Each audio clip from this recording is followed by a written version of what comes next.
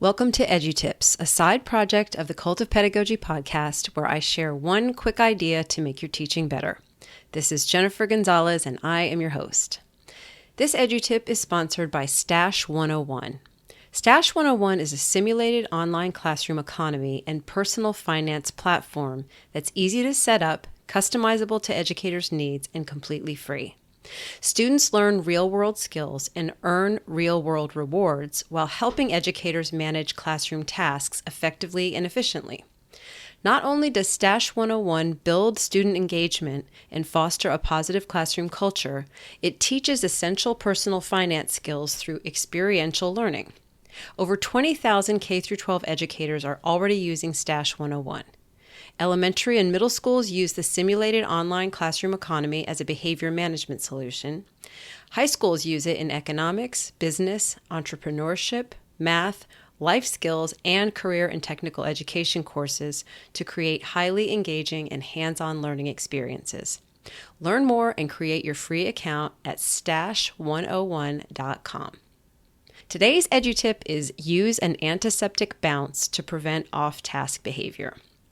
I first heard about this technique as a college student in my own pre-service teacher program, but I haven't seen the term around since then, so I thought it was worth recirculating it for any teacher who hasn't heard of it. Here's how it works.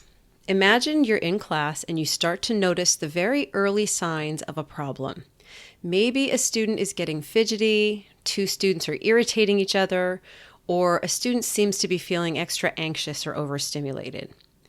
In this situation, you might think you only have two options. The first would be to ignore it. Doing this is often the best choice because it allows you and the rest of the class to continue on, and the issue might just go away on its own. On the other hand, it might not. And if you know your students well, which is the foundation of all good classroom management, you'll quickly learn which situations are ignorable and which are true warnings of bigger problems on the horizon. The second option would be to address the behavior directly. Doing this might solve the problem on the spot, but if the student is having a really bad day or is quick to get defensive, it might actually escalate things. This approach also interrupts whatever is happening with the rest of the class and could draw extra attention to the student, which could end up making them go twice as hard with whatever they were doing. So I'm offering you a third option, an additional tool you might ought to use in these situations, the antiseptic bounce. When you see small early signs of off-task behavior or indications that a student might be headed toward an anxious or overstimulated emotional state, give that student something to do.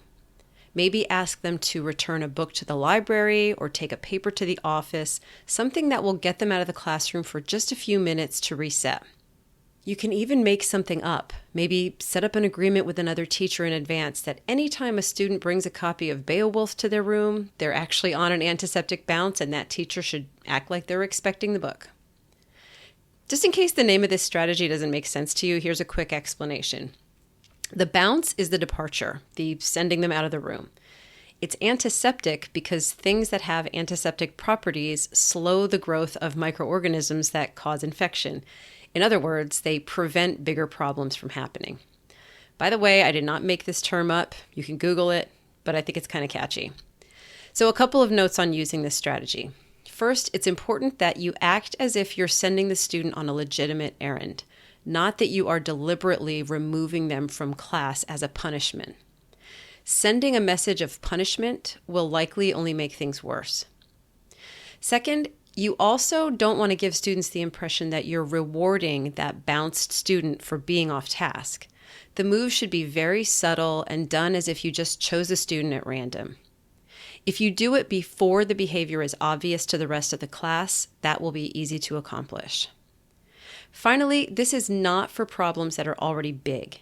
If a student is clearly becoming hostile, violent, or visibly upset in a way that would need more care, other actions would be more appropriate. It is also only for situations where it would be safe for that student to be walking the halls of your school. If the student is very emotional or angry, they need to still be supervised for their own safety and the safety of others. That's your tip for this time. You can find written versions of these tips at cultofpedagogy.com/edutips. Now go forth, make thoughtful choices, and teach.